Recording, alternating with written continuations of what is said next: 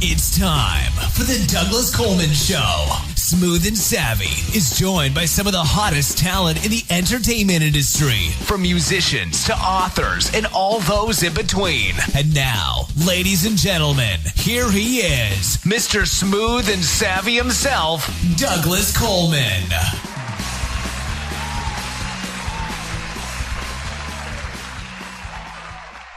Hello. How are you? Welcome to the Douglas Coleman Show. It's me, Douglas Coleman. Nice to have you with us here today. And now... Hey, Rocky, watch me pull a rabbit out of my hat. Again? Nothing up my sleeve. Presto! Ooh, don't know my own strength. Now here's something we hope you'll really like. Okay, please welcome Monica Patton. Hi, Monica. How are you? Hey, hello, Doug. How are you? Oh, doing fine. Well, thank you for coming on the show. I was looking over your bio, and I think I need you to fill in some of it. It's very brief. Okay. It's good, but it's brief. So your background is you were raised in Ohio, right? I was raised in Ohio, and after college, because I was a ballet major.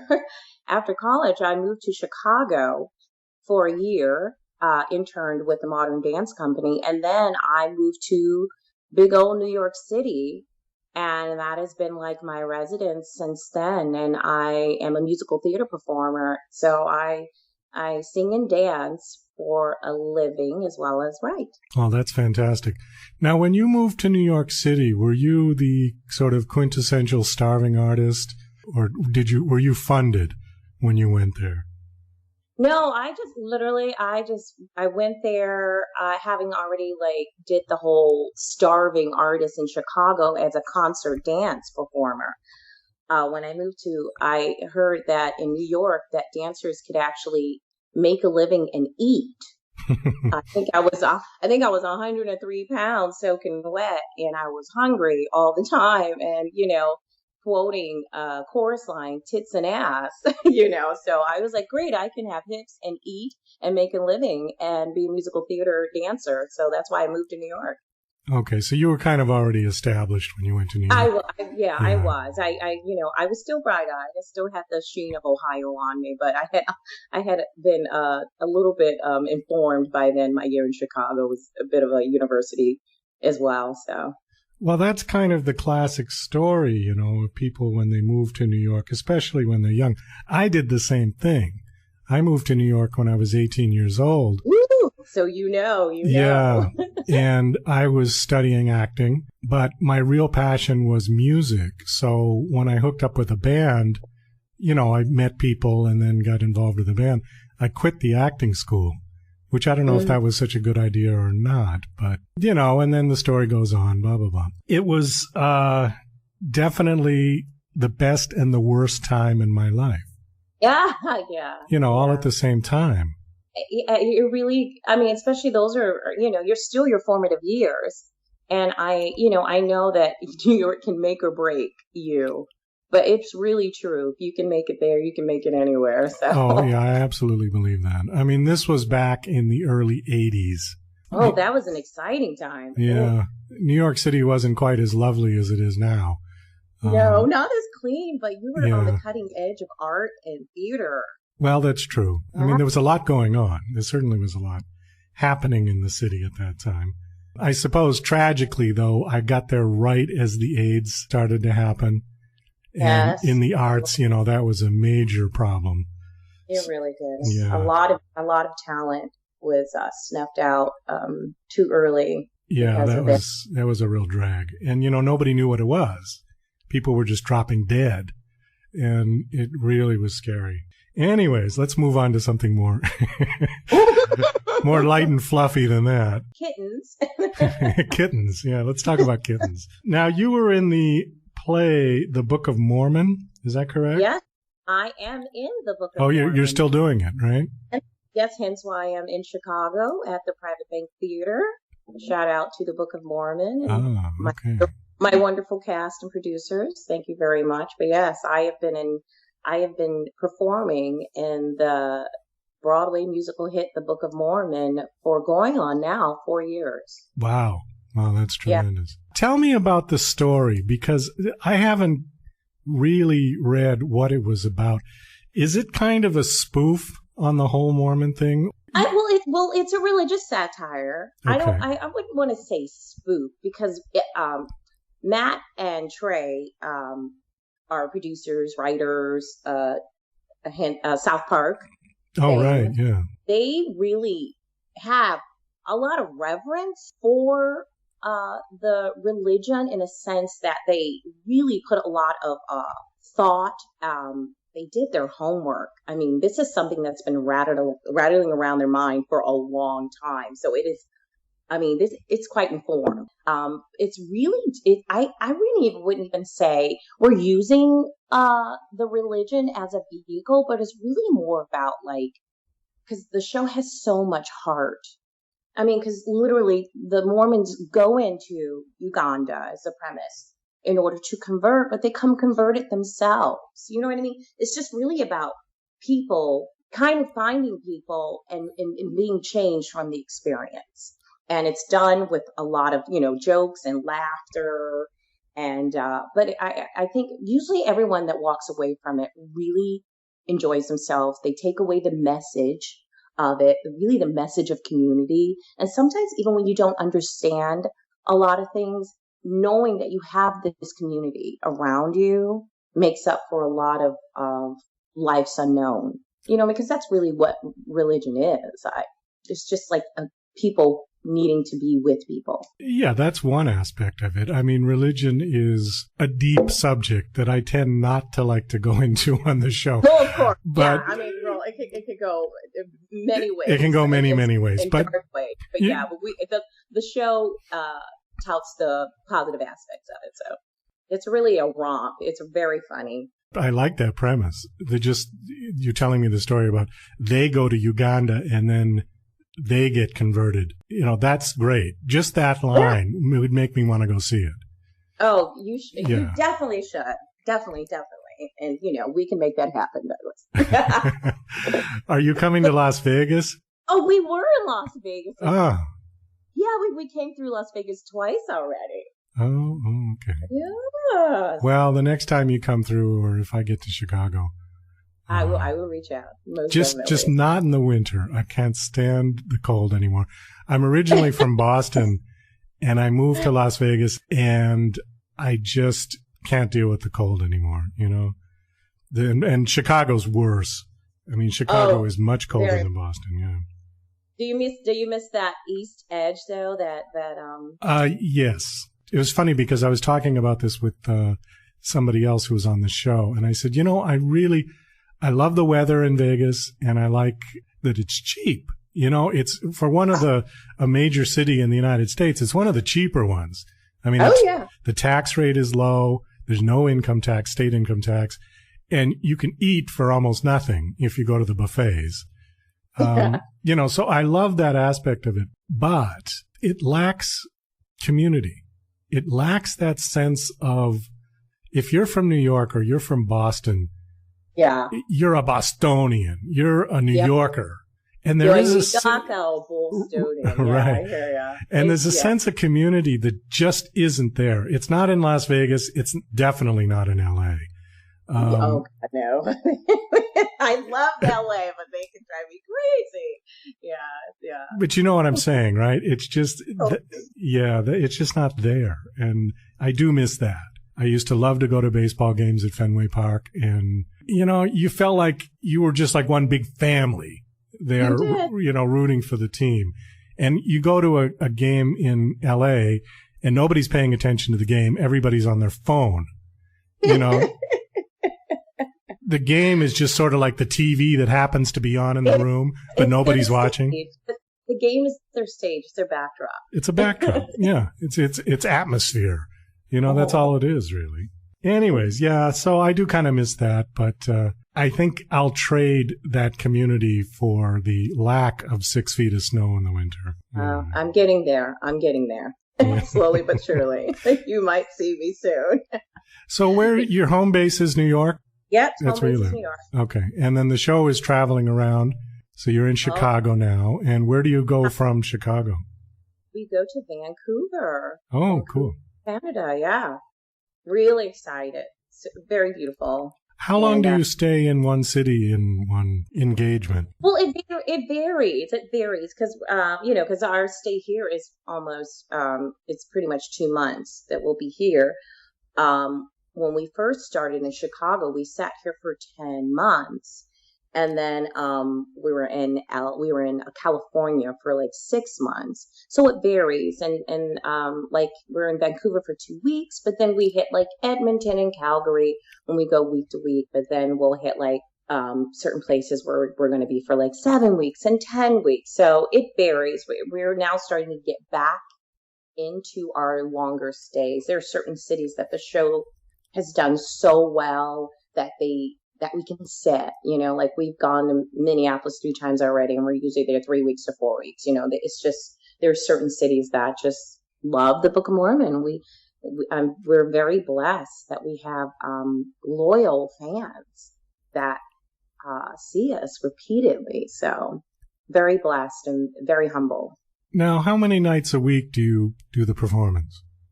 We do 8 shows a week, 6 days a week. So I have one day off, which is Monday. But if I'm not in rehearsal, then my days are free. On the weekends, I do 2 shows, matinee and a night performance on Saturday and Sunday.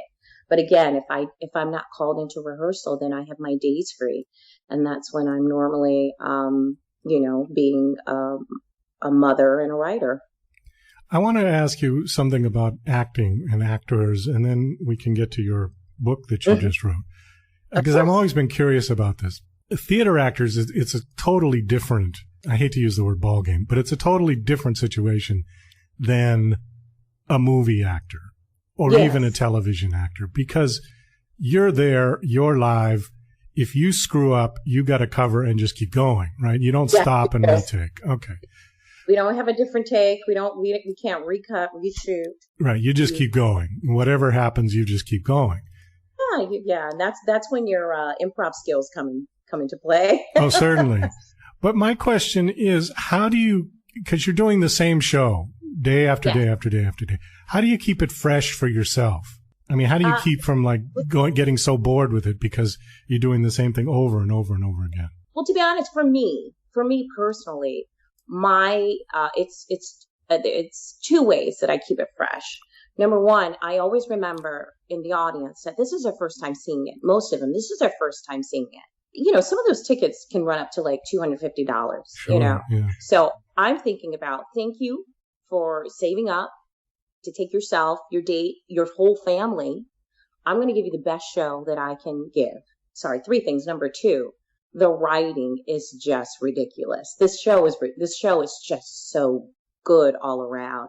Is that I look back on when I first started and some of the things that I've crafted, and one of the lines in the show I say is that Salt Lake City is not a real place.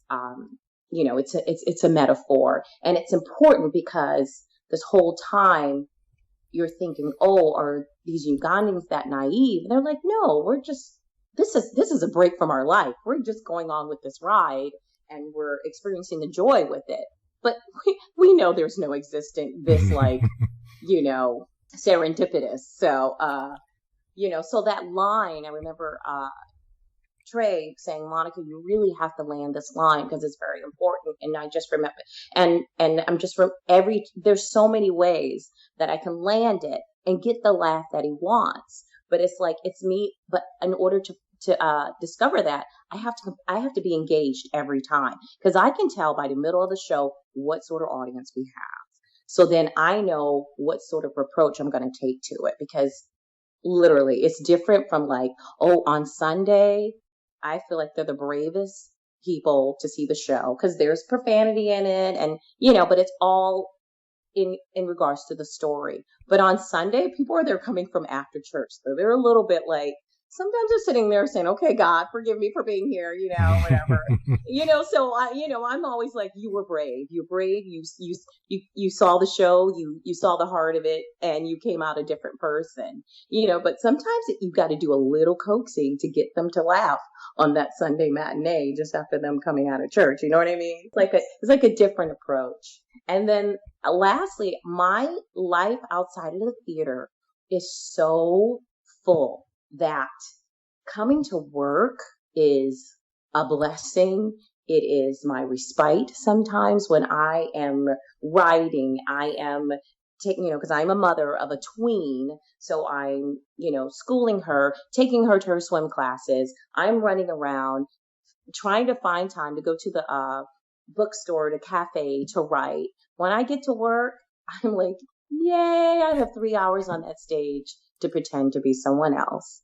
So, yeah, that's how I keep it fresh. Oh, well, that's great. You go to work to relax. That's wonderful. I do. Oh, if we could only have those kind of jobs, for everyone else.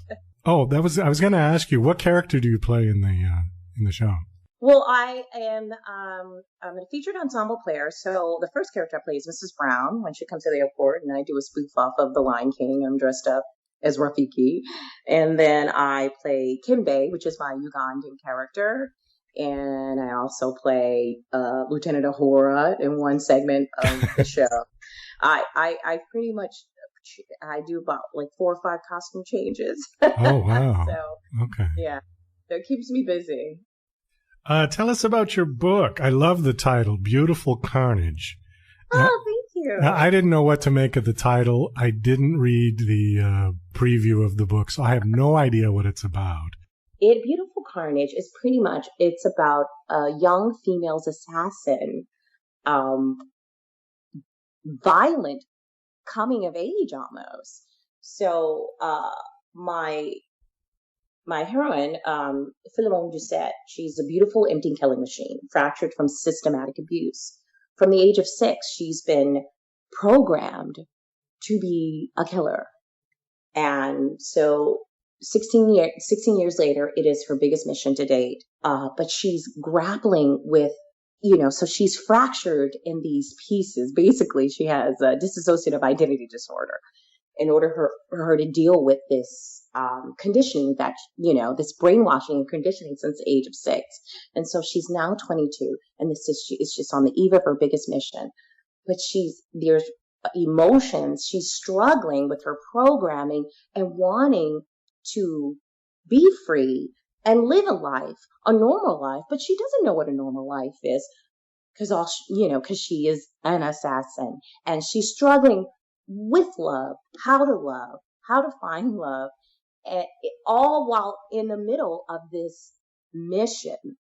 And in order for her to be free, she has to be free of this life she is in, and she has to learn how to be whole, because she is basically assigned parts of her personality to deal with the life she's living. So she herself is not doing the killing. This part of her is doing the killing, and it's almost like they stand apart of her. So at certain points, you see her other 2 personalities, and at one point they're saying, it is not us. There is no we. There is you. You, the good, the bad, the ugly, are doing all of this, and you can't be free until you are whole. So I'm just obsessed with nurture and nature, because I feel like that's our journey in life, is that our parents raise us the best way they can, and they impart all these what's the word am I looking for? Values? Values, yeah. But then as an adult, what do? We go, okay, this works, this doesn't work. This works, this doesn't work. Oh my God, I'm learning about this about myself and this about myself. So it's a lot of putting on and stripping off. Yeah. Imagine doing that as as an assassin. As an assassin. I'm pretty much was a child soldier, raised as a child soldier. And really all I want to do is really have a chance to live a life without the gun. Okay, so she's an assassin, and then she has a conflict or a battle of conscience. Yes. Mm-hmm. Oh, that sounds great. Mid-mission, in the mission. So Mid-mission. Oh, fantastic. And it's the two locales is, Louisiana. Her mission is in Japan, and it has to do with, the CIA and the Yakuza. And so all of this happening amongst this like gritty underworld. And of course it is a steamy psychological thriller, because when you are an assassin, you have your weapons. Everything is a weapon, even sex. So there's, of course, sex involved. Well, there has to be. I mean, especially if it's going to be turned into a film, Exactly. So yeah, guns, sex, and exotic locales. That's what you're going to get. Well, it sounds like it's got all the right ingredients for a film. And I know this is going to sound very stock, like a very stock question, but if it were to be turned into a film, who would you want to play the lead? I actually really thought about this, because I was thinking about, for Philemon, she would be great, because her handler is, I have to have when I wrote her CIA handler, I wrote it in the mind of like Beau Bridges. You know what I mean? So and so there are certain characters and head of the Yakuza, Ken Watanabe. But for Philemon, I would either be an unknown, or it would be, it would have to be an unknown. I really want that part to really kind of put a young actress on her way. Okay. Well, you know what? I'm not saying it sounds like this movie, but the movie Salt with Angelina Jolie? I mean, she seems to be like an obvious, if you were going to pick a huge name, an A-list actor. She could do that part, I think. She would, but it needs to be, but the character is 22. So that's what I'm saying. It would be someone like young and unknown, because literally she is even though the one thing about her personality is formed is her ability to kill, everything else is still forming. What about Khloe Kardashian? No. That was a joke, by the way. You just went so silent. I was like, oh my God, she didn't get the joke. I know. I'm like, no. No. Absolutely not. No offense to Khloe. I'm sure she's great. Let's get some wine together, Khloe. Yeah, I have to go kill somebody now? Yeah. I'm sorry, I have to go get some wine, but first let me film this. Yeah, okay. Hey, how long has the book been out, by the way? It'll be 6 months on the 22nd of this month. And how's it doing?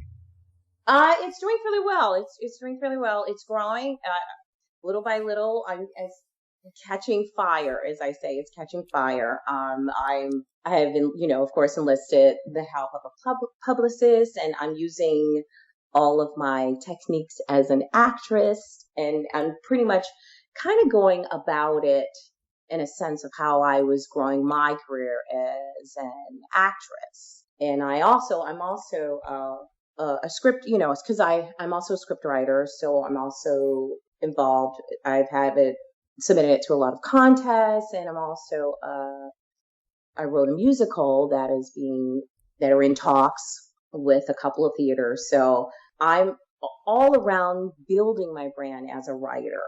And on my second novel, not in the series, but a different series that I'm working on about a clan of shapeshifters.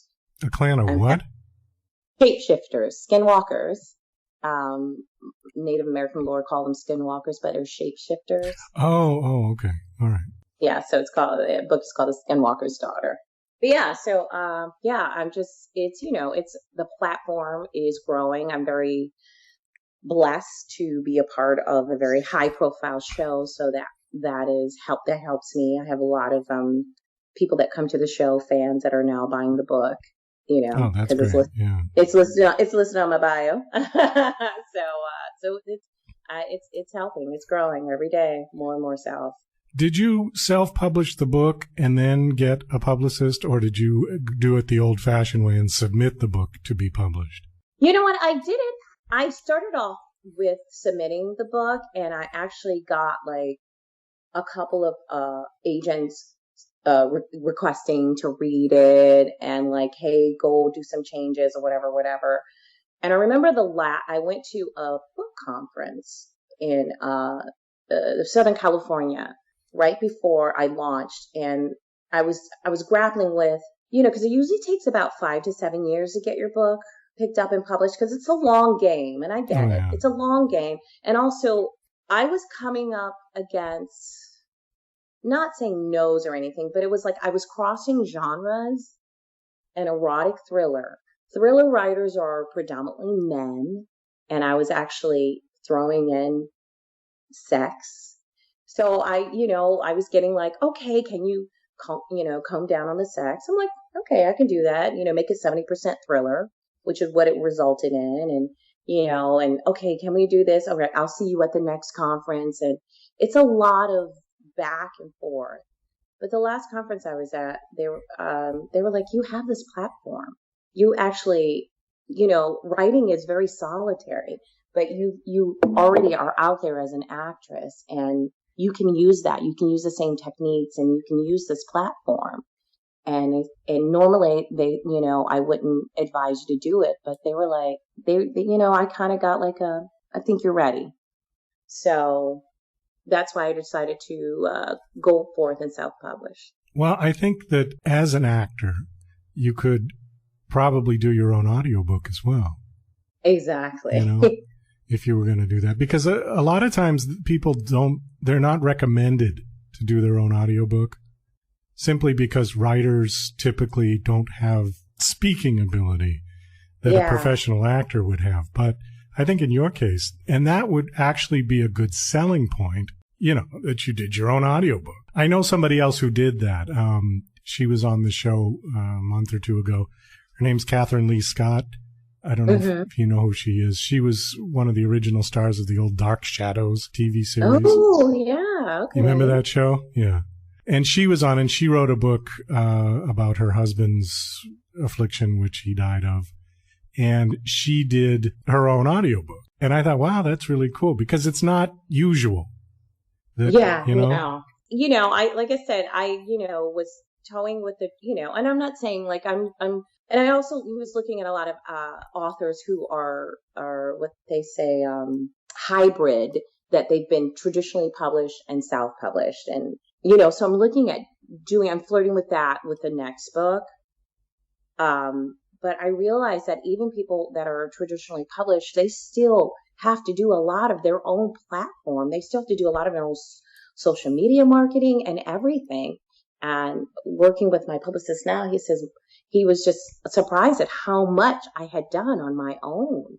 But that's like, actors do that. You have to have you have to have your website. You have to have your business cards. You have to be on social media out there. This is a show I'm doing. You always have to be touting the next show. What are you doing? I mean, even when we're in a show, we're always doing interviews. So like, this is still something new for like authors to get out there. I think probably the person who's the best at doing this is James Patterson. He's like P.T. Barnum out there doing commercials now for the bookshop. So it just cracks me up. But like, you have to do that now. You just can't be behind, the computer or the typewriter. You have to be a showman. I did want to ask you one thing, and then we're going to have to end this interview, unfortunately. But I wanted to ask you about Trey Parker and Matt Stone. Right. Sorry, I forgot his last name. Are they as crazy in person, or are they really subdued in real life? The reason I say that is because people who have those incredible minds to create stuff like South Park and Book of Mormon can tend to be, just from my own personal experience, can tend to be really sort of stiff in person. I wouldn't call them stiff. I wouldn't call them stiff at all. But what I would say to them is that they're serious about their business. Okay. Like when you come, when they were there, and they were there in the beginning all the time. You came to work and they were fun. They were generous. They were always like, hey, drinks after the show. We're having a party. But when you were at work, you worked. So I'm not going to say they were taskmasters, but they were really serious about their craft and their show. And, because they had people that were investing in them as well. Right. So everyone was beholding to everyone. So yeah, they were fun. They were fun to be with after work, after the show. But during work, they were serious. They were your boss. They were your boss, and you did your job. And they knew what they wanted from the actors, yeah? Completely. I mean, because they're actors themselves. They do all the voices. Right. Sometimes you had to say, like, hey, trust me, because they're so used to doing all of the characters. Right. Sure, this was weird, like, having to deal with actors who are going to, like, do their own spin on things. Well, listen, this has been a very interesting and fun interview. Your website is monicapattonforever.com. Yes. Does that have all the information for when you're going to be? All the information for, the book, Beautiful Carnage, my single, Beautiful Carnage. Yes, I wrote a theme song for my book. All my new material that I'm working on, everything, Beautiful Carnage is available, of course, on Amazon worldwide. It's available in 13 countries right now. Also available on Barnes & Noble, Kobo, just anywhere that ebooks are sold, as well as, again, Beautiful Carnage book and single. And all that is available on my website as well. Oh, fantastic. Okay, well, you just mentioned that you had a single for this book, which I think is a first for me. I don't think I've ever had an author come with a song. So tell us just a little bit about the song, and then we'll listen to it. Yeah, well, the song is called Beautiful Carnage, as the book, Beautiful Carnage. And when I wrote it, I was thinking of getting into the voice of the main character, Philemon Doucette, and her struggles with trying to do the right thing and become the person that she wants to be. So it really is, it's really a song about her struggles and her struggling with her programming. One of the lyrics is, "Don't let me get all crazy," because she's in fear of losing her mind, of losing herself. Through this darkness, every time she pulls that trigger, she loses a little bit of herself. So yeah, I wrote a theme song to go with the book. Because, I guess in the back of my mind, I do envision it as a movie. Well, there you go. You've got the theme song already. Are you singing it? Yes, I am. I'm singing on it. So you wrote the song, you sing the song. I wrote the song and I sang, yeah. It's a pop, like a dance tune, a little homage to like EDM, dance pop. And because I grew up in, dancing in Chicago, New York, and, a little bit of that deep house feel to it. Okay. Well, thank you very much for coming on the show. We'll just go out with your song. How's that? I would be honored. Thank you so much. Okay. Well, this is Monica Patton, and the song and the book is called Beautiful Carnage.